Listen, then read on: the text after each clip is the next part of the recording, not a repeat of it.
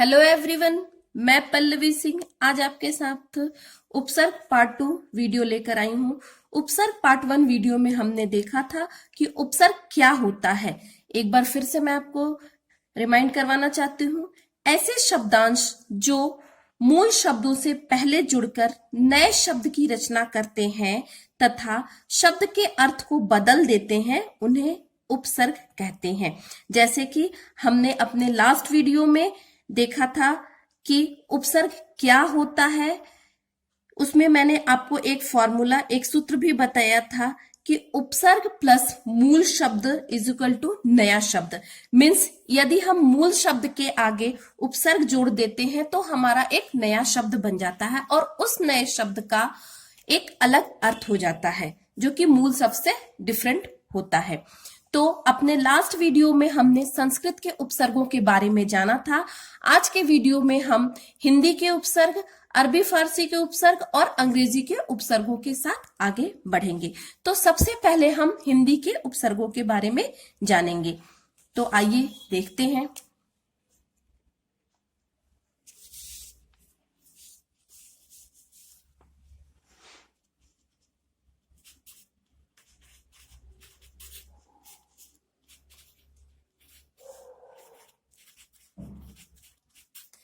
जैसा कि अपने लास्ट वीडियो में मैंने बताया था कि हिंदी के कुल 12 मुख्य उपसर्ग होते हैं।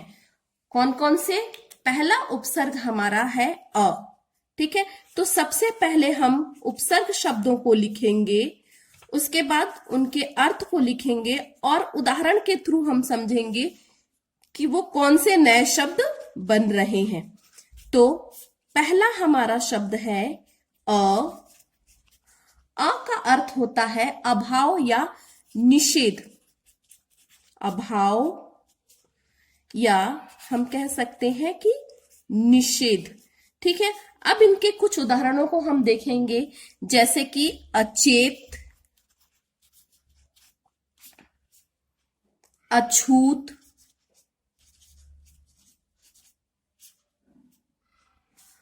अमोल, अथाह। अब इन सभी में आप देखेंगे कि अ ये सारे अ उपसर्ग से बने हैं। तो चेत का मतलब जैसे होता है चेतना। ठीक है, तो अ जब उसमें हम जोड़ देते हैं तो क्या हो जाता है, हमारा अचेत हो जाता है। ठीक है, अछूत, अमोल, ठीक है, जिसका कोई भी मोल नहीं है। ठीक है, तो ये हमारे हिंदी के उपसर्ग में जो पहला उपसर्ग है अ, उसका अर्थ है अभाव और निषेध। और उदाहरण हमने कुछ क्या समझे हैं, अचेत, अछूत, अमोल, अथा। अब हम इनको अलग करके भी दे सकते हैं, जैसे कि अ प्लस चेत कर देंगे तो हमारा उदाहरण बनकर आ जाएगा अचेत। ठीक है, चलिए दूसरे उपसर्ग की तरफ चलते हैं।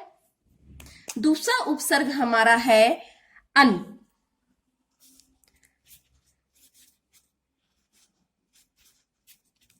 अन्न का अर्थ होता है अभाव और निषेध। ठीक है, अब कुछ उदाहरण हम जैसे देखेंगे कि अनपढ़, अन प्लस पढ़, अनपढ़, मतलब जो पढ़ा लिखा नहीं हो। अदेखा,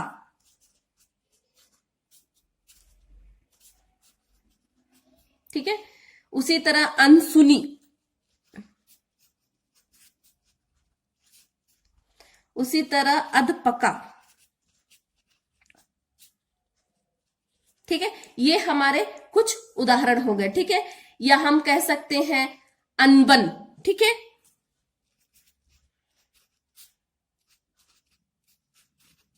तो ये हमारे सब अन्न लिए हुए उदाहरण हो गए। कौन कौन से? जैसे अन्न का अर्थ हमारा क्या होता है, अभाव और निषेध। यहां पे हमने उदाहरण वाले शब्द कौन से देखे हैं, अनपढ़, अनदेखा, अनसुनी, अनबन, ये सब हमारे क्या है, अन उपसर्ग के उदाहरण हो गए। अब तीसरा शब्द क्या है हमारा, उपसर्ग से बना है अध। ठीक है, अध का मतलब हम कह सकते हैं कि आधा। ठीक है, अध का मतलब जो है आधा से होता है, जैसे कि अध खिला, जैसे फूल होता है वो पूरा न खिला होकर जब आधा खिला होता है तो हम उसे क्या कहते हैं? अध खिला या अध पका। जैसे कोई भी भोजन है या कुछ फूड आइटम्स है जो वो आधा पके होते हैं तो हम उन्हें क्या बोलते हैं? अध पका, अध पचा। ठीक है, अध जला मीन्स आधा जला हुआ। ठीक है, तो ये हमारे कुछ अध उपसर्ग लिए हुए शब्द हो गए। ठीक है, अब नेक्स्ट चलते हैं। फोर्थ क्या है हमारा शब्द? फोर्थ हमारा शब्द हो गया उन। अब उन का अर्थ होता है कम। ठीक है, कम उन शब्द से बना क्या शब्द हो सकता है हमारा? 19। ये एक नंबर भी है। ठीक है, 19, 29, या हम से ले सकते हैं 49, 59। ये हमारे कुछ शब्द हो गए। अब आइए अपने नेक्स्ट की तरफ चलते हैं। नेक्स्ट हमारा है पांचवा उपसर्ग शब्द क्या है? औ। ठीक है, इन्हें हम कभी कभी औ के रूप में भी देखते हैं और इनके अर्थ क्या क्या हो गए? इनके अर्थ हो गए निषेध और हीन। ठीक है, उदाहरण देखते हैं कौन कौन से इनके उदाहरण हो गए। जैसे अवसर, अवगुण मीन्स गुण हमारा है, इसका विलोम शब्द हम लिखते हैं अवगुण। ठीक है, तो ये हमारा हो गया अवगुण। वैसे ही हम लिख सकते हैं औचक। तो ये हमारे कुछ औ शब्द के, औ उपसर्ग शब्द के उदाहरण हुए। क्या क्या उदाहरण है? उदाहरण में हमारे हैं औ, अर्थ उनका है निषेध और हीन। वर्ड्स हमारे क्या क्या है? शब्द हमारे क्या क्या है जो नए शब्द बने हैं? वो है हमारे अवसर, अवगुण एंड औचक। अब चलिए अपने छठे शब्द की तरफ चलते हैं। छठा हमारा शब्द है क और कु हम बोल सकते हैं। ठीक है, ये छठा उपसर्ग से बना शब्द है। अब इसका अर्थ क्या हो गया? बुरा और हीन। ठीक है, अब उदाहरण में हम लिख सकते हैं कु माता, कुपुत्र। ये सब क्या है? इसके उदाहरण हो गए। कुमाता, कुपुत्र, कुबोल, कुचाल। ये सब हमारे कु शब्द से बने या कु उपसर्ग से बने शब्द हो गए। नेक्स्ट हमारा क्या होगा? नेक्स्ट हमारा सातवां शब्द है चौ। ठीक है, चौ मीन्स होता है चार। ठीक, अब इनके कुछ अगर हम शब्द ले लेते हैं तो उनमें चौ जुड़ा हुआ आएगा। जैसे चौमास, चौ राहा, कुछ और लिखते हैं चौपाई। उसी तरह चौपाया,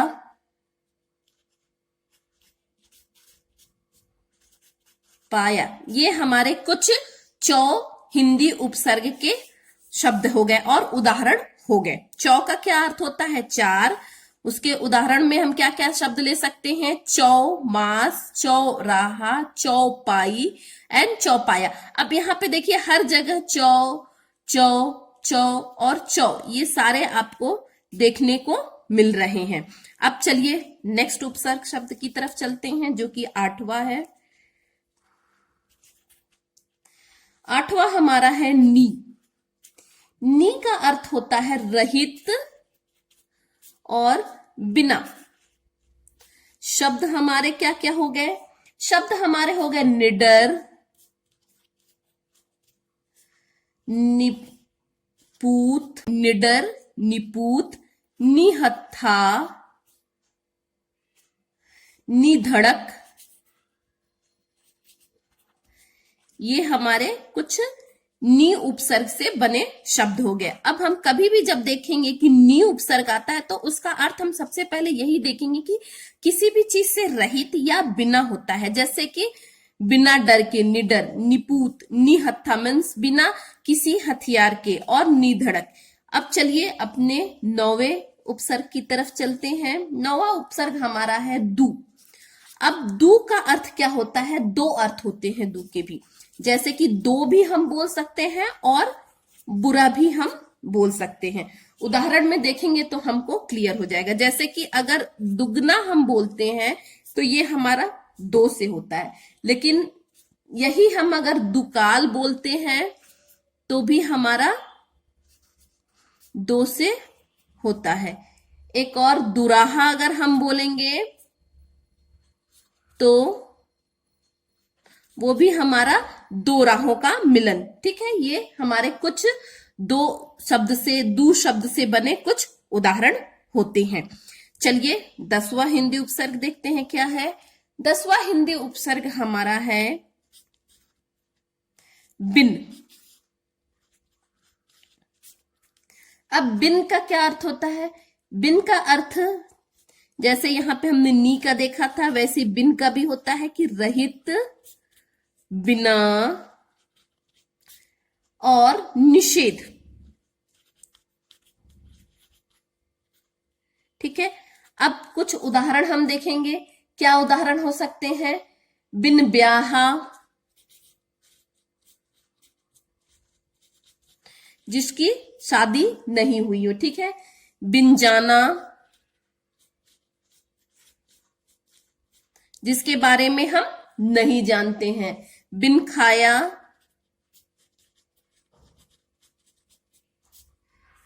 और बिन चाहा।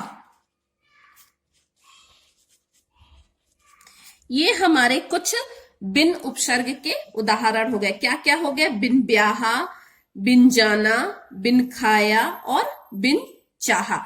अब चलिए अपने 11वें शब्द की तरफ चलते हैं। 11वां हमारा उपसर्ग शब्द है भर। अब भर का अर्थ होता है हमारा पूरा और भरा हुआ। ठीक है,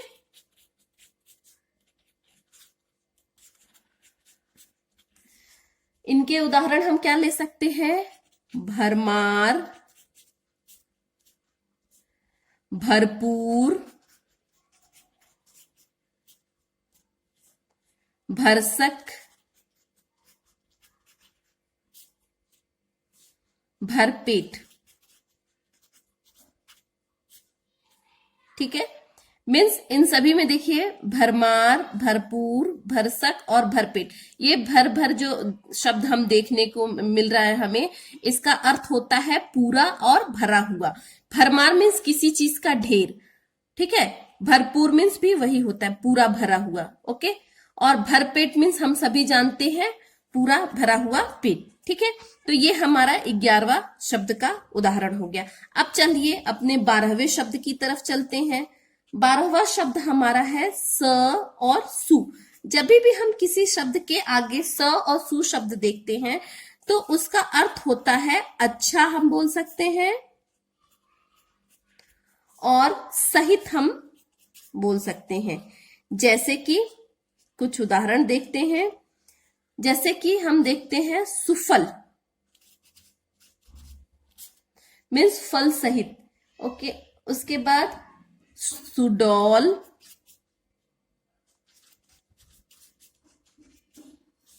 सुजान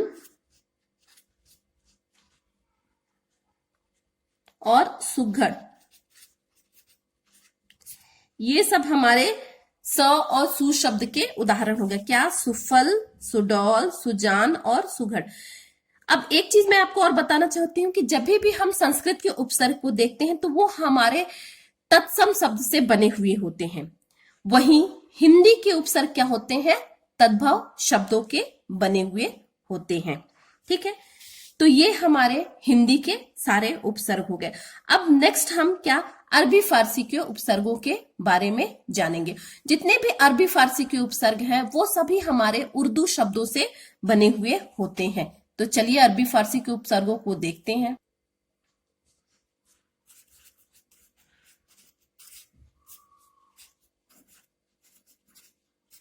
अरबी या उर्दू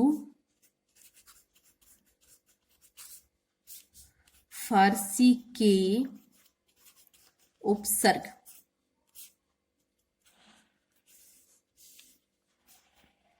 अब इसमें पहला हमारा होता है कम। पहला अरबी फारसी या उर्दू फारसी का उपसर्ग कौन सा होता है? कम। ठीक है। कम का क्या अर्थ होता है? कम का अर्थ होता है हीन और थोड़ा। ठीक है। शब्द हमारे क्या बनेंगे? शब्द हमारे बनेंगे कम बख्त, कम बख्त, कमजोर, कम उम्र और कम दाम। ये सब देखिए शब्द आपको कम वक्त, कमजोर, कम उम्र और कम दम देख के ही आपको ऐसे शब्द जैसे लग रहे हैं जैसे कि उर्दू के शब्द हैं।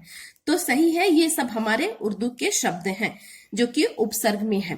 तो उपसर्ग हमारा क्या है? उर्दू और अरबी का हीन, थोड़ा अर्थ उसका हो गया, और उदाहरण हो गए कम वक्त, कमजोर, कम उम्र और कम दाम। अब चलिए अपने दूसरे शब्द की तरफ चलते हैं। दूसरा हमारा शब्द है खुश।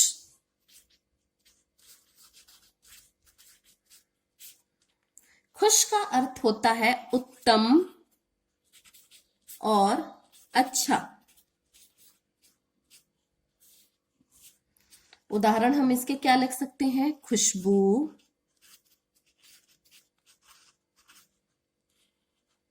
खुशदिल,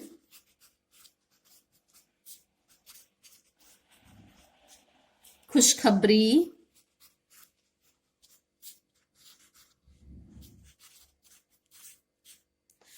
खुशहाल,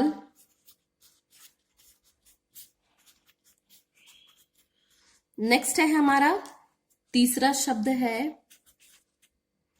गैर। अर्थ हो गया इसका अलग और बिना। उदाहरण क्या क्या हो सकते हैं? जैसे गैर सरकारी,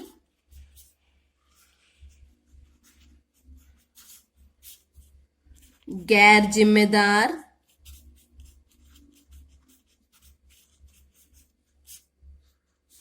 गैर कानूनी,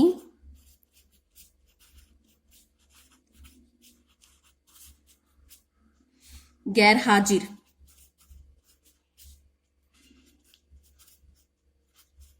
ये सब हमारे किसके हैं? गैर शब्द के उदाहरण हो गए। गैर का अर्थ होता है अलग, बिना। शब्द हमारे क्या क्या बनेंगे? गैर सरकारी, गैर जिम्मेदार, गैर कानूनी और गैर हाजिर। अब चलिए अपने चौथे शब्द की तरफ चलते हैं। चौथा हमारा शब्द है ना। ना का अर्थ होता है नहीं। ठीक है। उदाहरण में हम क्या क्या ले सकते हैं? नाराज,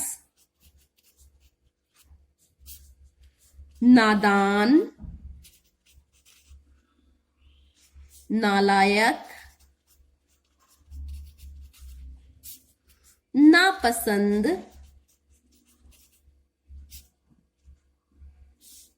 नासमझ। ठीक है। ये हमारे कुछ उदाहरण हो गए। क्या क्या? नाराज, नादान, नालायक, नापसंद और नासमझ। ठीक है। अब पांचवा शब्द हमारा क्या है? बा। बा मीन्स होता है सहित। उदाहरण इसके क्या क्या हो सकते हैं? उदाहरण हो सकते हैं बाइज्जत,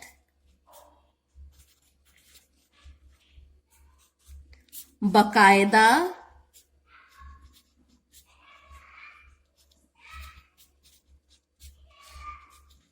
बावजूद और बाअदब।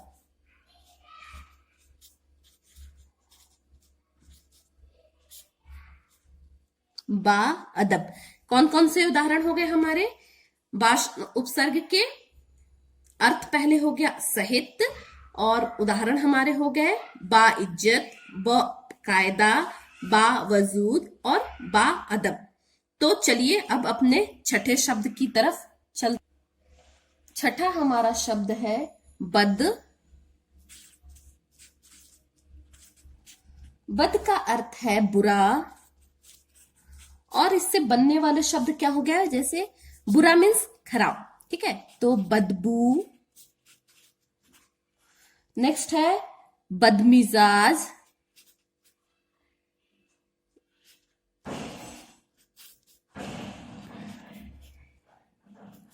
बदमिजाज, बदतमीज,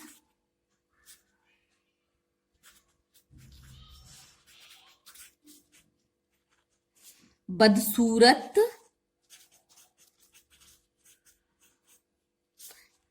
ये हमारा छठा शब्द है बद। बद मीन्स बुरा। अब देखिए यहाँ पे बदबू मतलब गंदी बदबू, बदमिजाज, बदतमीज और बदसूरत, ये हमारे सारे बद उपसर्ग से बने शब्द हो गए। अब चलिए अपने सातवें उपसर्ग शब्द की तरफ चलते हैं जो कि बे है। बे का अर्थ होता है अभाव, बिना।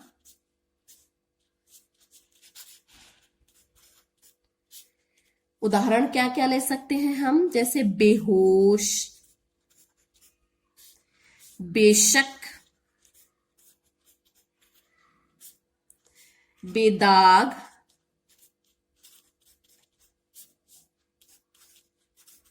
बेरहम। ये सब हमारे बे उपसर्ग से बने शब्द हैं। कौन कौन से? बेहोश, बेशक, बेदाग और बेरहम। आठवां हमारा उपसर्ग क्या है? आठवां हमारा उपसर्ग है हम। हम का अर्थ होता है साथ। इसके उदाहरण क्या क्या हो सकते हैं? जैसे हम लिख सकते हैं हम उम्र, हमराज,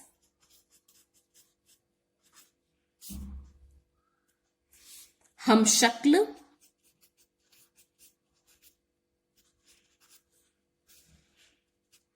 हम वतन।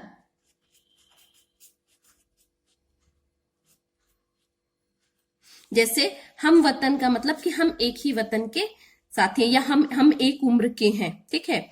हम शक्ल, हम एक शक्ल के हैं, एक जैसे शक्ल वाले हैं। तो ये हमारा हम उपसर्ग से बने कुछ शब्द हो गए। हम उम्र, हम राज, हम शक्ल एंड हम वतन। अब नौवां शब्द देखते हैं। नौवां शब्द है हमारा बर। बर का अर्थ होता है ऊपर, ठीक है।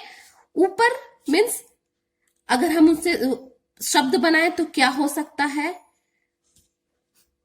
बर्दाश्त,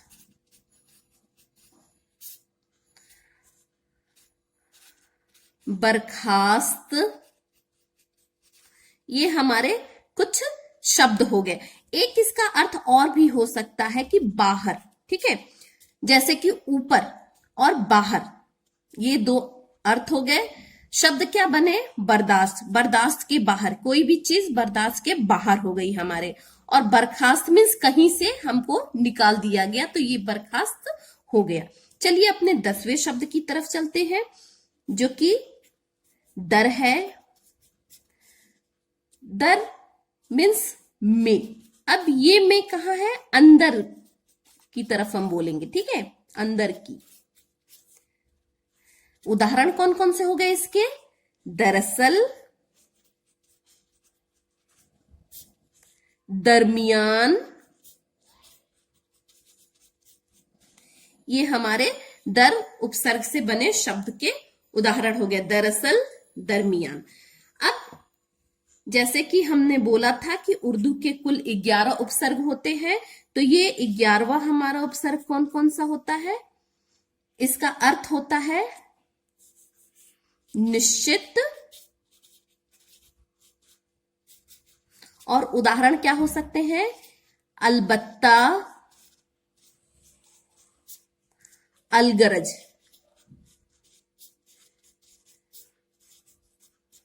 ठीक है। अलबत्ता और अलगरज ये हमारे दो इसके उदाहरण हो गए। तो हमने जाना था अपने पहले वीडियो में कि संस्कृत के कितने उपसर्ग होते हैं, 22 उपसर्ग होते हैं। हिंदी के कितने उपसर्ग होते हैं, 12 उपसर्ग होते हैं। और उर्दू के उपसर्ग कितने होते हैं, 11 उपसर्ग होते हैं। अब इन उपसर्गों के अलावा हमने कुछ 5 प्रमुख अंग्रेजी के उपसर्गों के बारे में भी जाना था कि अंग्रेजी के भी कुल 5 मुख्य उपसर्ग होते हैं। अब आइए उनके बारे में देख लेते हैं। अंग्रेजी के उपसर्ग है, पहला है सब। सब का अर्थ क्या होता है, अधीन, नीचे, जैसे कि सब इंस्पेक्टर, ठीक है। उसी तरह दूसरा उपसर्ग क्या है, जनरल। जनरल का अर्थ होता है प्रधान और मुख्य भी हम बोल सकते हैं, ठीक है। तो जैसे जनरल मैनेजर, जनरल डायरेक्टर। तीसरा क्या है, वाइस। वाइस का अर्थ होता है सहायक, ठीक है। अब जैसे वाइस राय, वाइस चांसलर।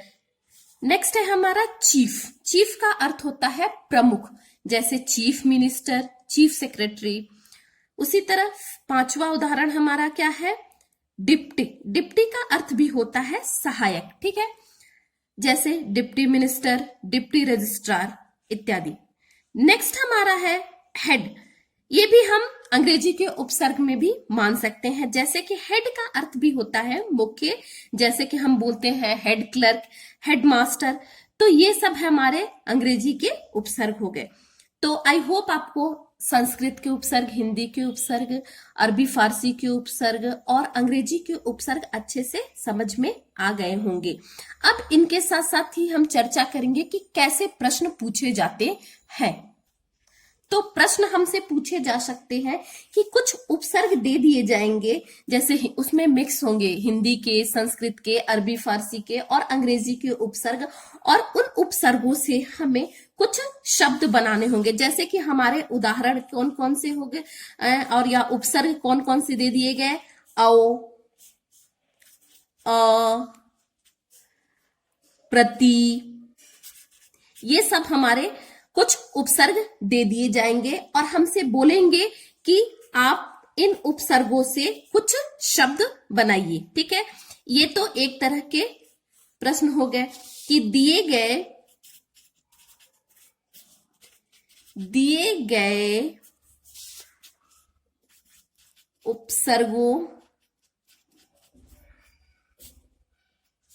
से शब्द बनाइए। या एक दूसरा प्रश्न दे सकते हैं कि वो आपको कुछ उपसर्ग दिए रहेंगे, जैसे कि कुछ उपसर्ग देने के बाद क्या, जैसे कि हमने कुछ उपसर्ग शब्द ले लिए यहां पर, अध्यादेश, अवनति, उद्भव, दुष्कर्म। और इनमें हमें क्या करना होगा, इनमें हमें बनाना होगा कि ये निम्नलिखित शब्दों में प्रयुक्त उपसर्ग और मूल शब्द को अलग करके लिखिए। जैसे कि ऐसे हम लिखेंगे क्वेश्चन, दिए गए शब्दों में से उपसर्ग और मूल शब्दों को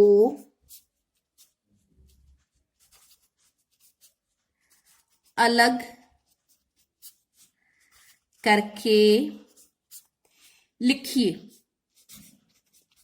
ये 2 तरह के प्रश्न आपसे पूछे जा सकते हैं।